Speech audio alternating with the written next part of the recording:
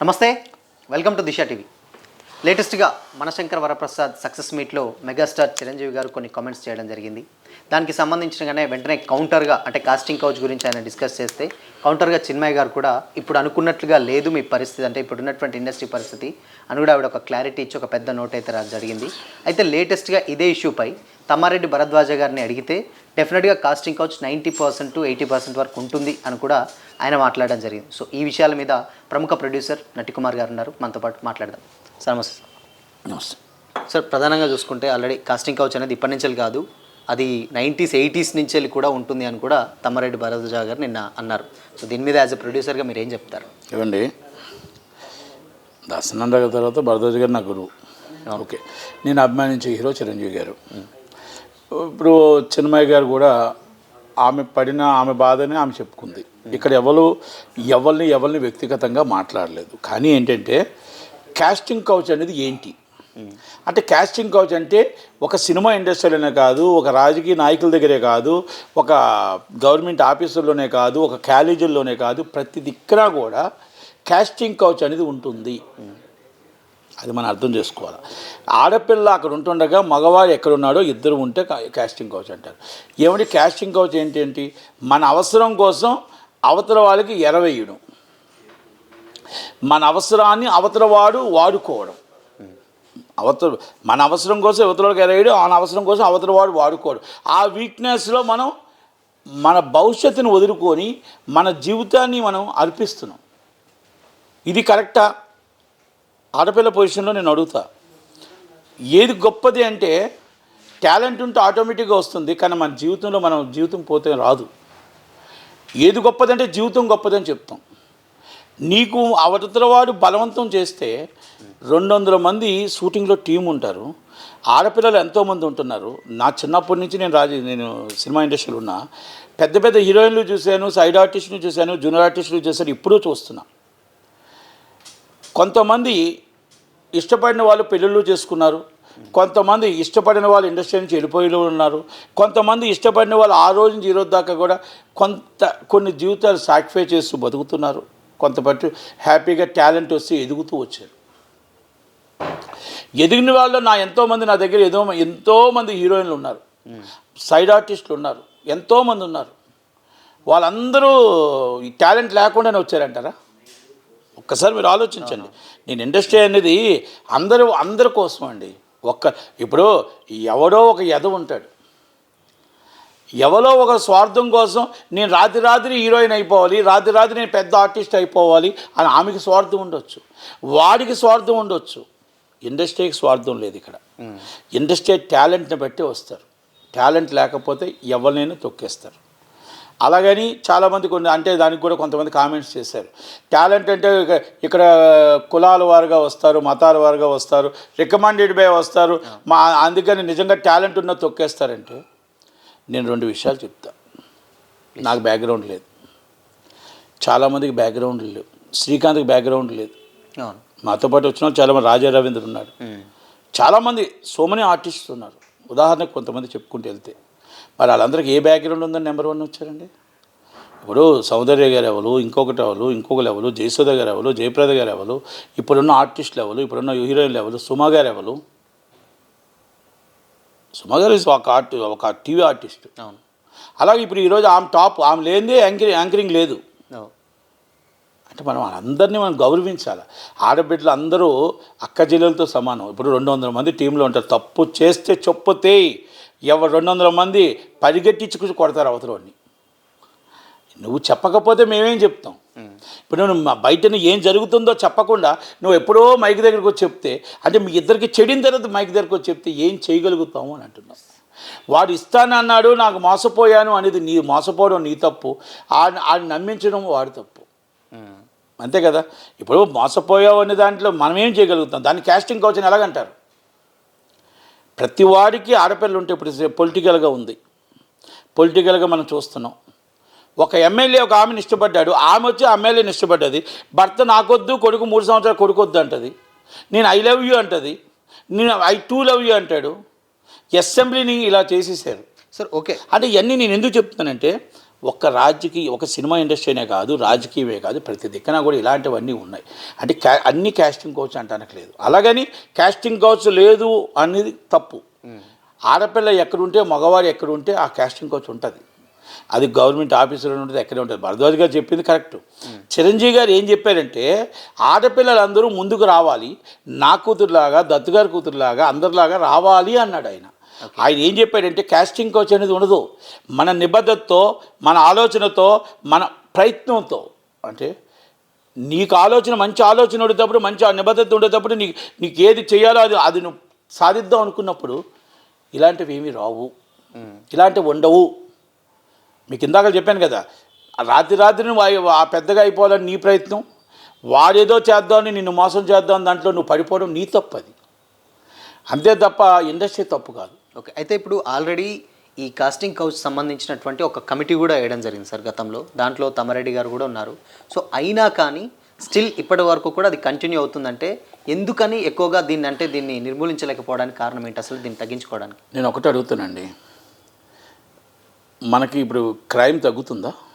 పెరుగుతుంది. ఆడపిల్లలు ఇన్ని కేసులు పెట్టి ఉరిలేస్తున్నారు, రోడ్డు మీద ఎన్కౌంటర్లు చేస్తుంటే రేపు జరుగుతూనే ఉన్నాయి కదా.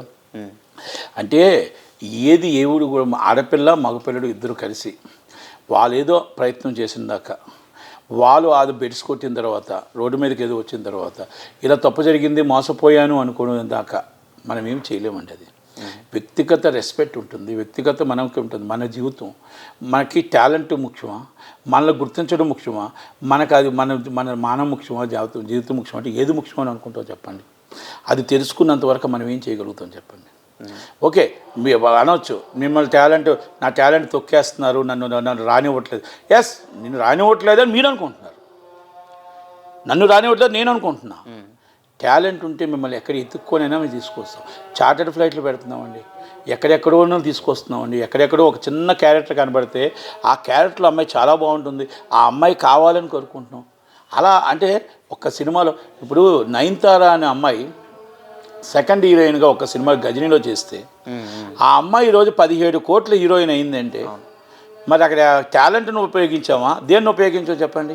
ఒక సౌందర్య గారు ఎక్కడో కన్నడ అమ్మాయి, ఒక రష్ని మందన్, ఎంతోమంది అండి, సో మెనీ హీరో ఆర్టిస్టులు, వీళ్ళందరూ మామూలుగా టాలెంట్ లేకుండానే వచ్చారా? టాలెంట్ ఒక్కసారి మనసుతో ఆలోచించాలి, మనసు పెట్టి ఆలోచించాలి. ఎవడో అంటాడండి నువ్వు చాలా అందంగా ఉన్నావమ్మా, ఈరోజు రాత్రి నువ్వు హీరోయిన్ అయిపోతావంటే పడిపోవడం నీ తప్పు. మనం ఏదైతే మనం గొప్ప అనుకుంటాం అది మనం అర్పించడం అనేది చాలా తప్పు. అయితే తమ్మారెడ్డి గారు ఏమంటున్నారంటే మేజర్గా కొన్ని సినిమాలు ఉంటాయి, అవి కేవలం అంటే ఇలాంటి సిచ్యువేషన్స్, అంటే ఇప్పుడు అమ్మాయిలను లైంగికంగా వాడుకోవడం కోసమే కొన్ని సినిమాలు ఉంటాయి, అసలు అవి రిలీజ్ కూడా కావు, ఆర్టిస్టులు కావాలను అని కొన్ని బోర్డ్స్ పెడతారు, అవి వెళ్ళి మోసపోకండి అని కూడా కొన్ని చెప్తారు. అంటే మేజర్గా అదే 30-40% అసలు అలాంటి సినిమాలు. కరెక్ట్గా చెప్పారు భరద్వాజ్ గారు చెప్పిన మాటల్లో. ఇప్పుడు మీ చేతిలో ఫోన్ ఉంది, ఒకప్పుడు ఫోన్ లేదు, మీ చేతిలో ఫోన్ ఉంది. పలానా కంపెనీ, మా కంపెనీ అనుకుందాం, ఏ సినిమా తీశాడు ఏంటి, ఇంతకుముందు క్యారెక్టర్ ఏంటి, ఇంతకుముందు ఏంటి అనేది ఒక కంపెనీ ఉంది. ఆ కంపెనీకి వాడు ఎక్కడికి రమ్మంటున్నాడు, ఆఫీస్కి రమ్మంటున్నాడా, రూమ్కి రమ్మంటున్నాడా, ఇంటికి రమ్మంటున్నాడా అనేది ఒక్కసారి చూసుకొని మొత్తం నెట్లో కొడితే ఇంతకుముందు ఏం చేశాడో మనకి 5 నిమిషాలు వచ్చేస్తుంది. మీ చేతిలో మీ ఫోన్ ఉంది, మీ ఆయుధం మీ ఫోన్ ఉంది, మీ జీవితం మీ ఫోన్ ఉంది. మీ ఫోన్లో అవతల చెక్ చేసుకొని ఒక్కసారి ఇక్కడ రెగ్యులర్గా సినిమాలు తీసే కంపెనీలో ఏ పొరపాట్లు జరగవు. టాప్ 21 కంపెనీస్ ఉన్నాయి. టాప్ 21 కంపెనీస్లో పొరపాట్లు జరగవు. దాంట్లో కో డైరెక్టర్లో, అసిస్టెంట్ డైరెక్టర్లో ఎవడైనా కక్కుర్తి పడి, లేకపోతే ఏ పార్క్స్ మేనేజర్లో ఎవడైనా కక్కుర్తి పడితే వాళ్ళు దాన్ని మనం చెప్పగలిగి తనగలిగి రప్పించవచ్చు, అది తప్పేం కాదు. కానీ మీ బలహీనతను వాళ్ళు వాడుకుంటున్నారు. ఇది నాట్ ఓన్లీ సినిమా ఫీల్డ్, అన్ని దిక్కులా కూడా. అందుకే మీ చేతిలో ఫోన్ ఉంది. ఏంటిది ఏది గొప్పది అంటే మనం గొప్పది, మన లైఫ్ గొప్పది, మన జీవితం గొప్పది. ఇది కాకపోతే ఇంకో రోజు వస్తుంది. టాలెంట్ ఉంటే ఎప్పుడైనా వస్తాం పైకి. ఇది తెలుసుకో. ఇప్పుడు నా పిల్లలు చేస్తున్నారు, మా అమ్మాయి ఉంది, చాలామంది ఉన్నారు. ఇప్పుడు మా దత్తుగారి పిల్లలు ఉన్నారు, అందరూ ఉన్నారు, సుప్రియ అందరూ ఉన్నారండి. ఎందుకు జరుగుతుందండి అంటే వాళ్ళకి బ్యాక్గ్రౌండ్ ఉంది. ఎవరికి బ్యాక్గ్రౌండ్ అవసరం లేదు. ఆడపిల్లే బ్యాక్గ్రౌండ్, ఆడపిల్లకి సెక్యూరిటీ ఉంది, ఆడపిల్లకి కొన్ని 100 మంది షూటింగ్లో ఉన్నారు, ఆడపిల్లకి కొన్ని చట్టాలు ఉన్నాయి. కాకపోతే చెప్పకపోతే ఎవరు ఏం చేయగలుగుతాం? ఏదైనా జరుగుతుందంటే చెప్పాలి. మీరు ఇప్పుడు పలానా కంపెనీ, కొన్ని కంపెనీలు ఉన్నాయి, దీనికోసమే కంపెనీ పేర్లు పెట్టి వాడుకోవడానికి చూస్తారు. చాలామంది ఉంటారు, ఇలాంటి వాళ్ళ జాగ్రత్తగా ఉండాలి. అంటే వాళ్ళు చెప్పిన మాటలు నమ్మడం అనేది మీ తప్పు కదా. ఎలా గుర్తించవచ్చు అనుకోవచ్చు సార్ అలాంటి companies? Sir simple issue sir. ఇప్పుడు పలానా కంపెనీ పలానా అని వస్తారు, వచ్చిన తర్వాత వాళ్ళ దగ్గర ఆటోమేటిక్గా మనం నెట్ కొడితే మనం ఈ రోజులో వాళ్ళు ఏం సినిమా తీశారు, ఇంతకుముందు ఏం తీస్తున్నారు, ఏ డైరెక్షన్, ఆ డైరెక్టర్ ఏంటి, ఆ ప్రొడ్యూసర్ ఏంటి, అసలు నిజంగా ఏంటి, ఇవన్నీ ఒక 5 నిమిషాలు వచ్చేస్తాయి. కొత్తవి కూడా ఉండొచ్చుగా జెన్యూన్గా వచ్చేటి. ఏది అంటే ఇప్పుడు కొత్త కంపెనీస్ కూడా కొత్త కంపెనీలు వచ్చి ఆడిషన్ చేసి ఆడిషన్ ఆఫీస్లో చేస్తారు. ఆడిషన్ తల్లిదండ్రుల ముందు ఆఫీస్లో చేస్తారు, రూముల్లో చేయరు, హోటల్లో చేయరు. ఇవన్నీ చాలా ఉన్నాయి. ఇప్పుడు మనం అన్నీ మనం నేర్చుకోగలగాలి. ఇప్పుడు ఆఫీస్ ఉంది, ఇప్పుడు ఈ ఆఫీసులో ఆడిషన్ చేస్తే మీకు ఎక్కడ తప్పు జరుగుతుంది? అవునా కదా, సినిమా ఫ్లెక్సీలు అన్నీ ఉన్నాయి అంతే కదా. అది మనం తెలుసుకోగలగాలి. ఇవన్నీ కూడా ఇలాంటి తప్పులు చేసిన వాళ్ళు ఉన్నారు. ఇప్పుడు ఏమంటే సినిమా తీయడానికి వచ్చేవాడు, సినిమాలోనే బతికినవాడు, సినిమాలోనే చచ్చిపోతున్నవాడు, సినిమా అంటే ప్రాణం వాడు ఇలాంటి తప్పులు చేయడు. సినిమాను అడ్డు పెట్టుకొని చేసుకునే వాళ్ళు కొంతమంది ఉన్నారు, భరద్వాజ్ గారు చెప్పినట్టు. తప్ప చిరంజీవి గారు ఏం చెప్పారంటే ఆడపిల్లలకి గౌరవం ఉంది. ఆడపిల్లలంటే మీ నిబద్ధతో మీరు పని చేసుకుంటే మీరు అందరూ రాణించగలరు. వాళ్ళ అమ్మాయి ఎంత చక్కగా సినిమా తీసిందో, ఎంత చక్కగా మొత్తం ప్రొడక్షన్ చేసిందో దానికోసం వివరించాడు. కాస్టింగ్ కౌచ్ అనేది లేదు, లేదు. కానీ చిన్మయ్య గారు ఉన్నది మీకు అంటే ఒకప్పుడు మీరు ఉన్నట్లేదు సార్ ఇండస్ట్రీ అని కూడా అన్నదిగా. చిరంజీవి గారు ఉన్నా, నటుకుమార్ ఉన్నా, చిన్మయ్య గారు ఉన్నా, ఎవరున్నా, ఇప్పుడు చిన్మయ్య గారితో నేను కూడా సాంగ్ పాడించాను. ఇప్పుడు నాకు కూడా 2-3 సాంగ్స్ పాడించవచ్చు ఉన్నాయి. మరి ఇప్పుడు కొన్ని విషయాల్లోని తప్పు జరిగి ఉండొచ్చు, కానీ అక్కడ చట్టాలు ఉన్నాయి, న్యాయాలు ఉన్నాయి, చెప్పు ఉంది, చెయ్యి ఉంది కదా. మరి అవన్నీ ఏమయ్యాయి? ఇప్పుడు అంటే టాలెంట్ మాకు అది మేము ఒప్పుకోకపోతే, సెక్స్ వర్క్ ఒప్పుకోకపోతే మాకు మళ్ళీ రచయిత ఇవ్వడు అంటారు.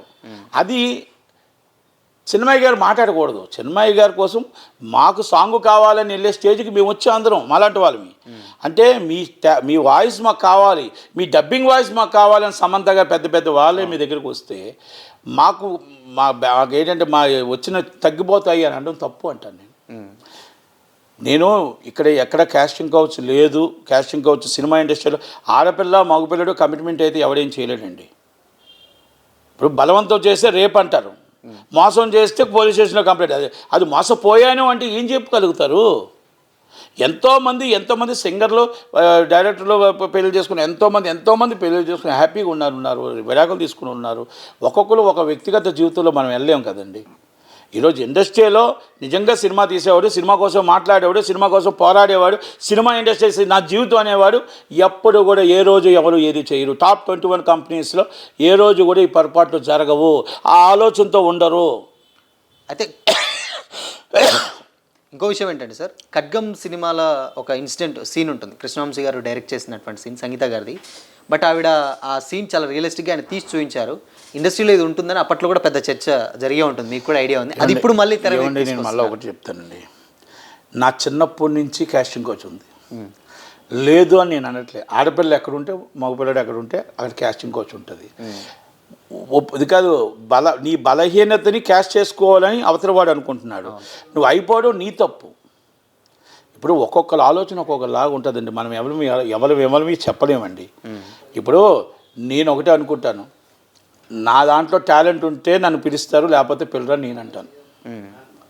ఈరోజు నా దగ్గరికి మీరు వచ్చారు, నాది 10 మంది చూస్తున్నారు కాబట్టి వచ్చారు. నేను ఎన్ని పిలిచినా మీరు నా దగ్గర రారు అని నేను అనుకుంటాను. చాలామంది ఫోన్లు చేసి పిలిపించుకుంటారు మీలాటోళ్ళని, రండి నా ఇంటర్వ్యూ వేయండి అనేసి.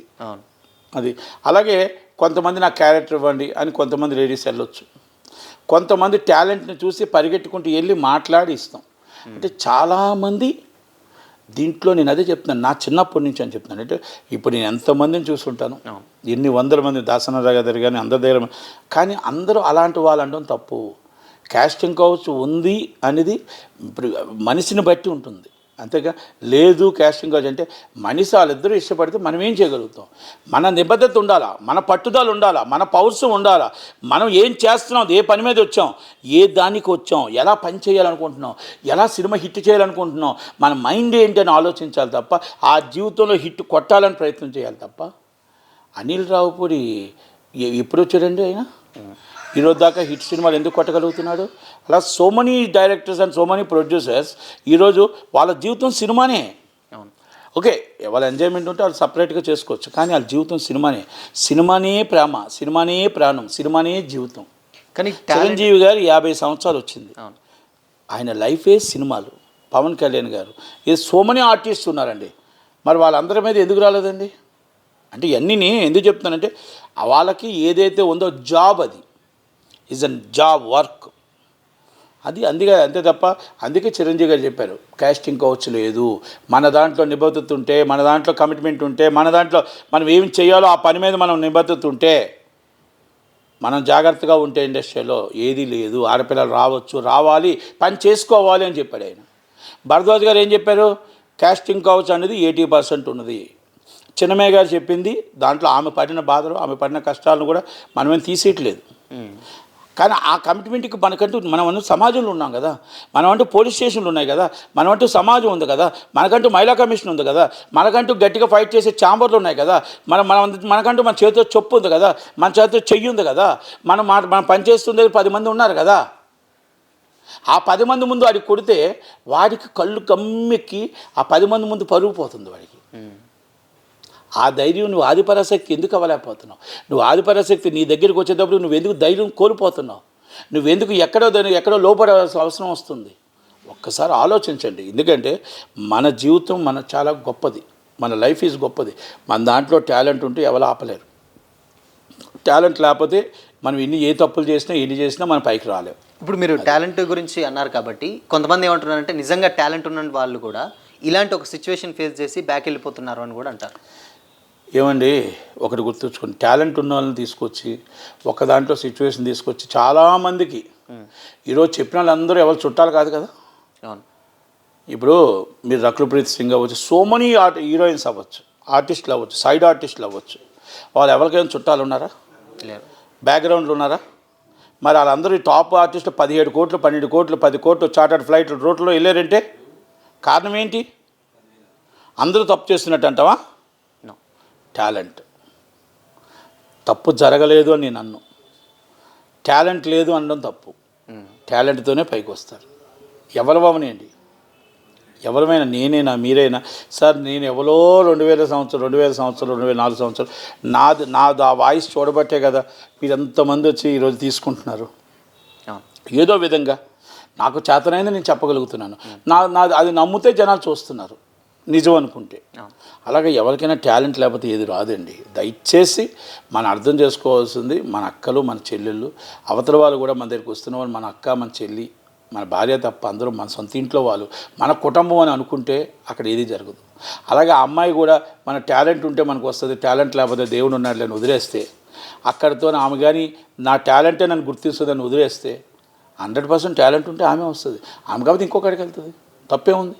నేను హీరో అవుదాం అనుకున్నాను, ఆఫీస్ బాయ్ అయ్యా, తర్వాత ప్రొడ్యూసర్ అయ్యా, తర్వాత 8 సినిమాలు డైరెక్టర్ అయ్యా. అది నాకు టాలెంట్ వచ్చింది, దేవుడు కరుణించాడు, అదృష్టం ఇచ్చాడు, ఈరోజు టాప్లో ఉన్నాను. అంటే చెప్తున్నానండి, అందరికీ అన్నీ రావండి. నేను హీరో అవుదాని వచ్చా, చెన్నై వెళ్ళిపోయా. ఓకే, మరి అవ్వలేదే. అంటే టాలెంట్ లేవు కాదు, అవును, నాకు దేవుడు ఇది ఇచ్చాడు చాలు, అంతే తప్ప అంటే అక్కడ నాకు బ్యాక్గ్రౌండ్ లేదని తొక్కేశారు అనుకోలా.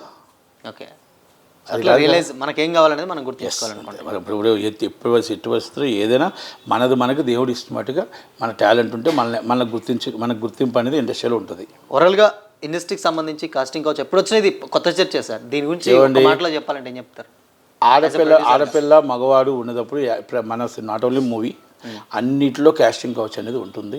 వాళ్ళ కమిట్మెంట్ ఇప్పుడు బలవంతం చేస్తే రేపు అంటారు, ఒక ఇద్దరు ఇష్టపడి కమిట్మెంట్ చేస్తే అది దాన్ని మనం ఏం అనలేము, అది కాస్టింగ్ కౌచ్ అంటారు. ఒకళ్ళు మోసపోతే మోసం అంటారు. నమ్మడం నీ తప్పు, నమ్మించడం వాడు అలవాటు. మనం ఏం చేయగలుగుతాం చెప్పండి? అది ఎక్కడైనా జరుగుతుంది. దాన్ని సినిమా ఇండస్ట్రీకి ఆపదచ్చడం కరెక్ట్ కాదు. సినిమా ఇండస్ట్రీ ఒక ఇండస్ట్రీ అంతే. అది థ్యాంక్ యూ. ఓకే.